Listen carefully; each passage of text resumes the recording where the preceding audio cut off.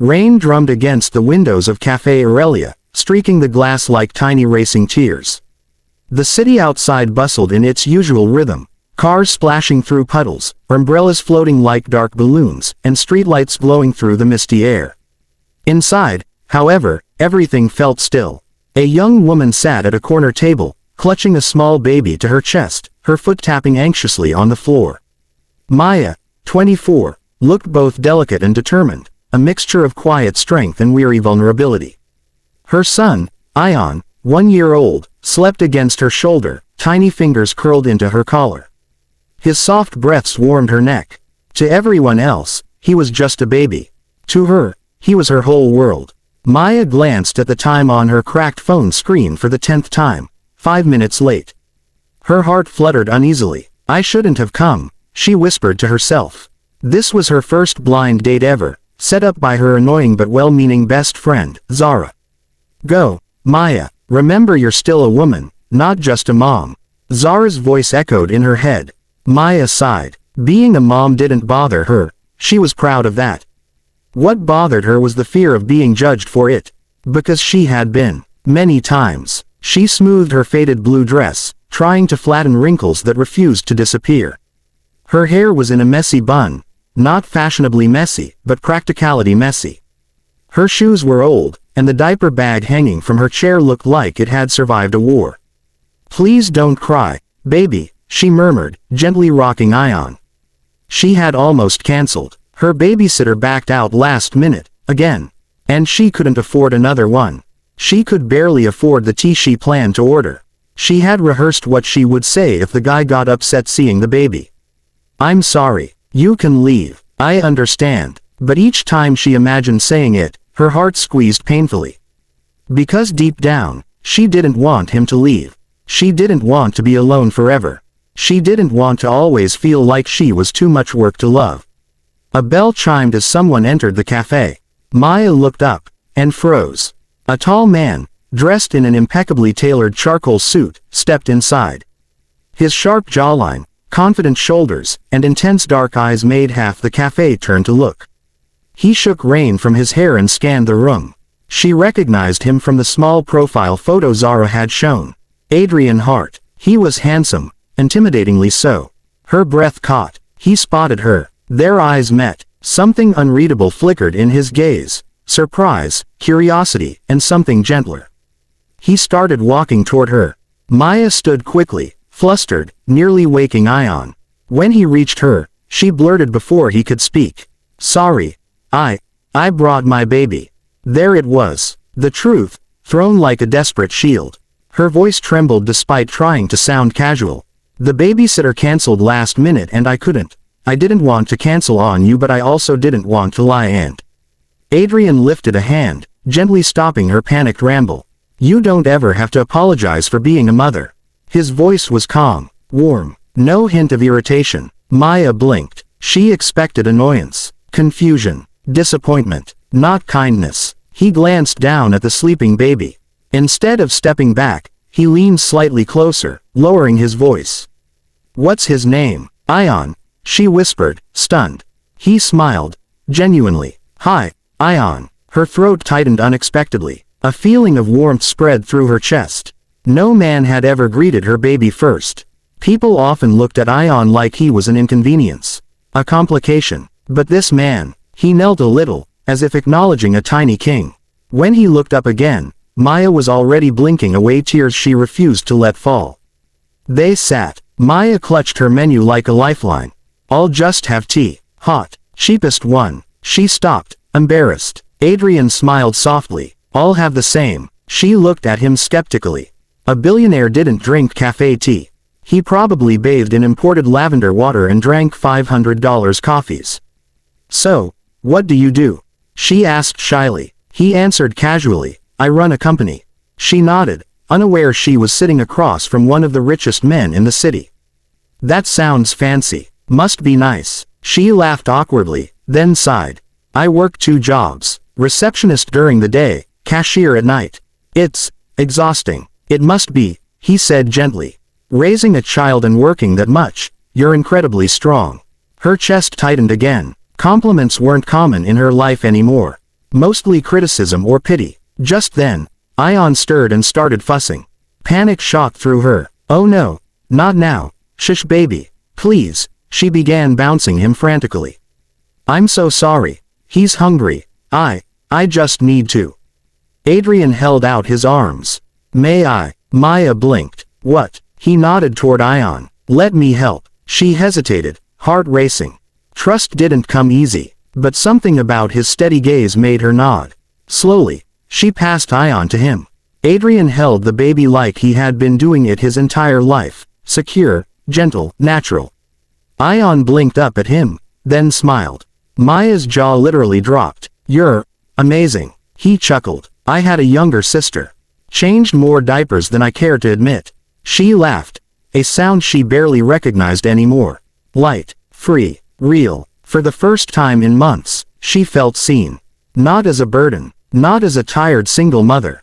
Just as Maya. Time passed faster than the rain outside. They talked about silly things, favorite food, childhood memories. She found herself forgetting how tired she was. When it was time to leave, she stood reluctantly. Adrian reached into his coat and handed her a small envelope. What's this? She asked softly. A little something for you and Ion. She opened it. Her heart dropped. Money. Her stomach twisted. Anger and humiliation exploded inside her. Tears burned her eyes, but these were not the soft ones, they were sharp ones. Her voice cracked. You think I need pity? I'm not some charity case. I came here because I thought. She swallowed painfully.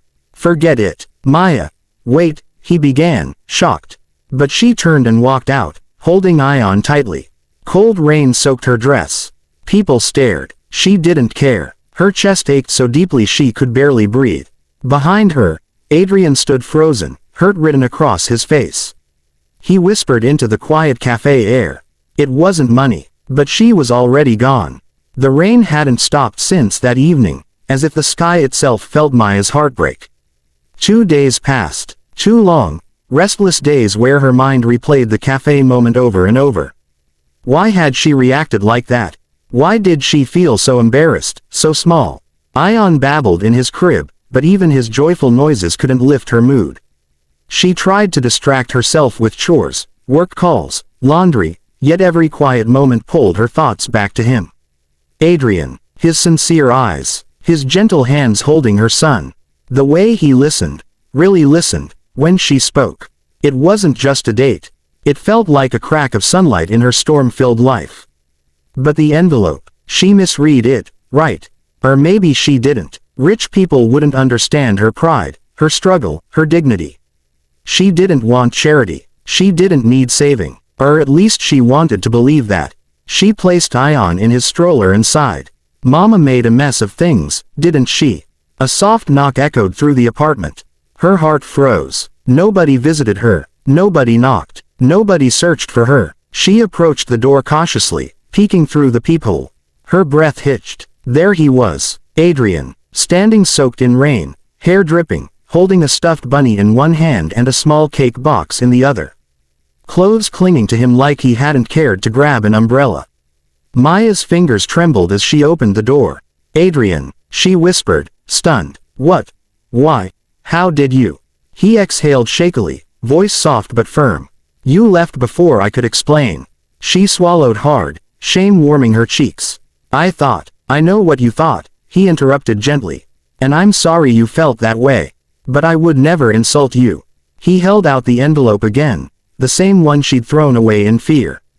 Look inside, please. Maya slowly opened it, her eyes filled instantly. Inside wasn't money. It was a gift card to a baby store.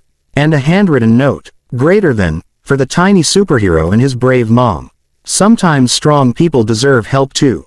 Adrian. Maya blinked rapidly, tears spilling. I didn't think. I thought. He shook his head slowly, stepping closer. You're used to being judged. Used to defending yourself. I don't blame you. His voice softened even more. But I wasn't trying to buy you. I was trying to respect you, and your son. Ion squealed and reached toward Adrian from inside his stroller. Adrian smiled, his whole face melting into warmth. He crouched and lifted him with the same gentle confidence as before. Ion giggled, touching his cheek. The sight tugged at something deep inside Maya: fear, hope, longing, disbelief. "You came all this way, in the rain," she whispered, voice shaking. Adrian chuckled softly. "Well, I didn't want the best first date I've ever had to end like that." Her breath caught. "You really think that?" "No," he said calmly. Her heart sank, until he continued. "I know that." A silence followed, not awkward, but full of unsaid emotions. Heavy, fragile, real. Ion nestled against his chest, now calm. Adrian gently rocked him, eyes never leaving Maya's. "You're incredible, Maya. You work, you sacrifice, you love fiercely. That makes you stronger than anyone I know." Her lips trembled. She hadn't felt seen like this in years.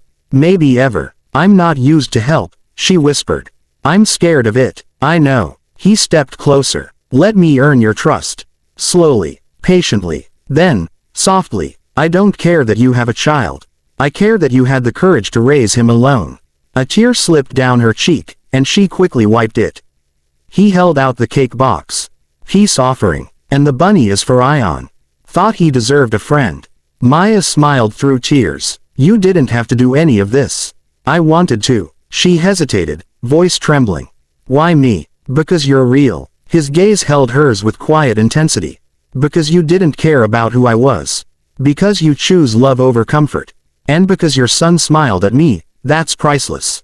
Something cracked inside her. The wall she'd built since the day she was left alone in a hospital room with a newborn and no father in sight. A gentle surrender. "Would you like to come in?" she whispered. "I'd love to." He stepped inside, wiping his shoes carefully. Ion reached for his bunny and squealed. Adrian handed it to him with a grin. As she cut the cake, her voice was quiet but hopeful. "About dinner, is your offer still open?" He smiled. Not smug, not triumphant. Soft, grateful. "For you and Ion, always." They ate in her small kitchen. He didn't look uncomfortable. He didn't judge worn furniture or chipped plates. He talked with her, not at her. He helped warm a bottle for Ion. He laughed when Ion drooled on his expensive sleeve, and didn't even wipe it away.